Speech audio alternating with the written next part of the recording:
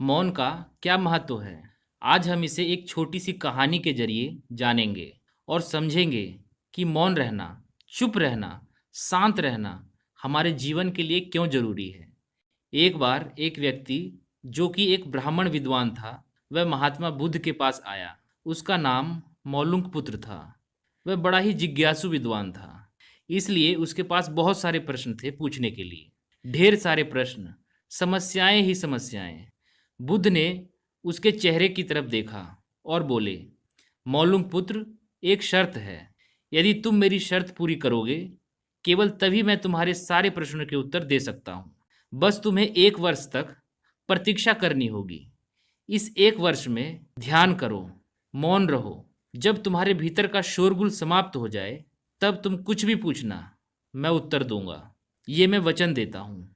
मौलुंग पुत्र चिंता में पड़ गया कि 1 वर्ष तो बहुत लंबा समय होता है और इतने समय तक मौन रहना, तब जाके ये मेरे प्रश्नों के उत्तर देगा।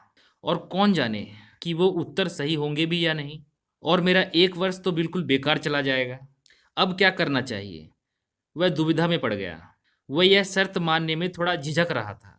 तभी बुद्ध का एक दूसरा शिष्य, जिसका नाम सरीपुत्र था, जोर जोर से हंसने लगा। वह वहीं पास में ही बैठा था, एकदम खिलखिलाकर हंसने लगा।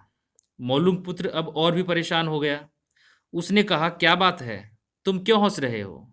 तब सरीपुत्र ने कहा, इनकी बात मत सुनना, ये बहुत धोखेबाज हैं। इन्होंने मुझे भी धोखा दिया है। मैं भी एक बड़ा विद्वान ब्राह्मण था। मेरे भी मन में बहुत सारे प्रश्न पूछने के लिए थे, लेकिन इन्होंने मुझे फुसला लिया।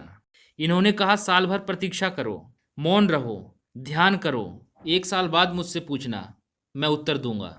लेकिन साल भर के बाद कोई प्रश्न ही नहीं बचा पूछने को, तो मैंने कभी कुछ पूछा ही नहीं और इन्होंने कोई उत्तर दिया ही नहीं। यदि तुम पूछना चाहो तो अभी पूछ लो। बुद्ध ने कहा, मैं अपने वचन पर पक्का रहूंगा। यदि 1 साल बाद तुम कुछ भी पूछते हो तो मैं उत्तर जरूर दूंगा। यदि तुम कुछ पूछोगे ही नहीं तो मैं क्या उत्तर दूंगा? बुद्ध के कहने के बाद मौलुंग पुत्र ध्यान करने लगा और मौन होता गया। इधर 1 वर्ष बीत गया। मौलुंग पुत्र के भीतर की बातचीत समाप्त हो गई। भीतर का कोलाहल रुक गया। वह बिल्कुल भूल गया कि कब 1 वर्ष बीत गया। कौन फिक्र करता है जब प्रश्न ही ना रहे? तो कौन उत्तर की फिक्र करता है? एक दिन अचानक बुद्ध ने पूछा कि तुम्हारा 1 साल पूरा हो गया। इसी दिन 1 वर्ष पहले तुम यहाँ आए थे और मैंने तुम्हें वचन दिया था कि 1 वर्ष बाद जो प्रश्न तुम पूछोगे मैं उत्तर दूंगा। मैं उत्तर देने के लिए तैयार हूँ। अब तुम प्रश्न पूछो। मौलुंग पुत्र हंसने लगा और कहा, आपने मुझे भी धोखा दिया। वह सरीपुत्र ठीक कहता था। अब कोई प्रश्न ही नहीं है पूछने को, तो मैं क्या पूछूं? मेरे पास मेरे भीतर पूछने के लिए कोई प्रश्न नहीं है। बुद्ध बोले, असल में यदि तुम सत्य नहीं हो तो समस्याएं होती है और प्रश्न होते हैं। वे तुम्हारे झूठ से पैदा होते हैं, वे तुम्हारे स्वप्न से पैदा होते हैं, वे तुम्हारे नींद से पैदा होते हैं। जब तुम सत्य को जान लेते हो, उसे आत्मसात कर लेते हो, तो फिर कोई समस्या नहीं रह जाती। मन की एक अवस्था है जहाँ केवल प्रश्न होते हैं, और मन की दूसरी अवस्था है जहाँ केवल उत्तर होते हैं। वे कभी साथ साथ नहीं होते। यदि तुम अभी भी प्रश्न पूछ रहे हो तो तुम उत्तर नहीं ग्रहण कर सकते। मैं उत्तर दे सकता हूँ, लेकिन तुम उसे ले नहीं सकते। यदि तुम्हारे भीतर प्रश्न उठने बंद हो गए तो मुझे उत्तर देने की कोई जरूरत ही नहीं है। मन की एक ऐसी अवस्था उपलब्ध करनी होती है जहाँ कोई प्रश्न ही ना उठे।